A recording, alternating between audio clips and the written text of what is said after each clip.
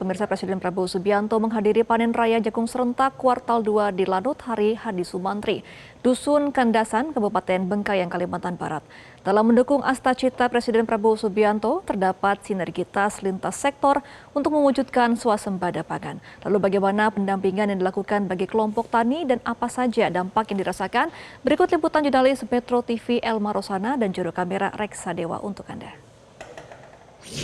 Raya Jagung Serentak Kuartal 2 dilaksanakan di Lanut Hari Hadi Sumantri, Kabupaten Bengkayang, Kalimantan Barat. Selain agenda dari panen serentak ini, ada juga seremoni peletakan batu pertama atau groundbreaking pada pembangunan 18 unit gudang Polri dan juga pemberian bantuan alat dan mesin pertanian kepada kelompok tani. Selain itu, untuk puncak acara hari ini adalah prosesi pelepasan keberangkatan ekspor perdana jagung ke Kuching, Malaysia.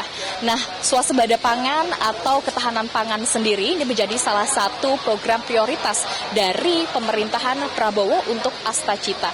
Saya akan mengajak Anda pemirsa untuk berbincang langsung dengan staf ahli mikrobiologi yang mana kita akan berbincang bagaimana dampak dari pembinaan yang dilakukan oleh sinergisitas lintas sektor baik dari TNI, pemerintah, Polri, dan juga unsur bisnis sendiri. Pak Ian, selamat siang Pak. Mungkin Pak bisa dijelaskan Pak terkait dengan pembinaan apa sih Pak yang diberikan oleh staf ahli sendiri? Kita sebenarnya di sini dari staf ahli Prof. Ali, beliau mengembangkan sebuah mikroba Google istilahnya, di mana mikroba itu berfungsi mencari sumber hara yang ada di sekitar perakaran sehingga penggunaan pupuk selama ini, pupuk kimia terutama, itu bisa kita turunkan. Bahkan nanti kita punya tujuan akhir agar penggunaan pupuk kimia itu bisa nol. Jadi kita menuju go organik seperti itu. Nah, mikroba Google sendiri selain bisa mencari sumber hara yang ada dari sisa-sisa penggunaan pupuk yang lama, dia juga bisa mengolah dari mineral yang ada untuk bisa diserap tanaman seperti itu. Kemudian sisi lain, kelebihan mikroba ini bisa menguraikan sisa residu herbisida dan pestisida yang ada di tanah agar tanah itu menjadi relatif netral kembali seperti semula. Kalau terkait dengan ekspor perdana Pak jagung ke Kuching, Malaysia, ini tentu melibatkan banyak sinergisitas. Nah, kemudian untuk ekonomi sendiri dari masyarakat, ini bagaimana sih Pak Bapak melihatnya?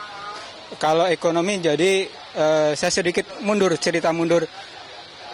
Kita pembinaan ke petani di Bengkayang ini adalah petani sudah banyak menanam jagung. Cuman perbedaan dengan petani ketika sekarang mereka menanam jagung adalah selama ini mereka menanam jagung dengan pola tradisional.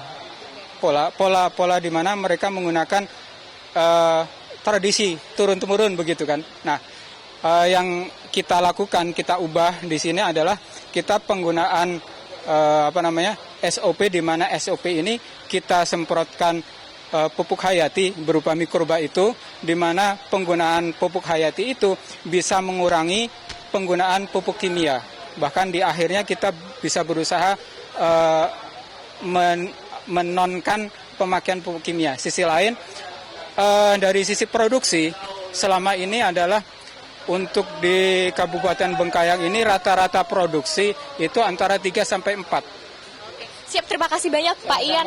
Nah pemirsa, tadi sekaligus Presiden Prabowo Subianto ini mengantarkan prosesi pelepasan keberangkatan ekspor perdana jagung ini hasil produksi dari Kabupaten Bengkayang ke Kuching, Malaysia. Tentu langkah ini menjadi tonggak sejarah baru karena untuk pertama kalinya hasil panen jagung di Kalimantan Barat ini mencapai pasar ekspor. Dari Kalimantan Barat, Elma Rosana, Reksa Dewa, Metro TV. Jelajahi cara baru mendapatkan informasi. Download Metro TV Extend sekarang.